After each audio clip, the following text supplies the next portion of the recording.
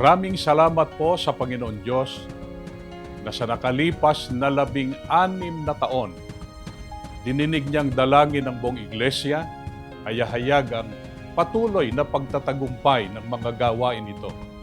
Sa pangunguna po ng pinakamamahal naming kapatid, ang kapatid na Eduardo Manalo, tagapamahalang pangkalahatan ng iglesia.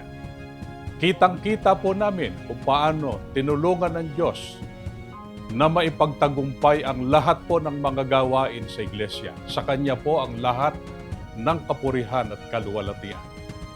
Kami pong mga naglilingkod sa tanggapang pangkalahatan ng iglesia ay bumabati sa pagsapit ng anibersaryo ng paumahala ng kapatid na Eduardo Manalo ng Happy 16th Anniversary po!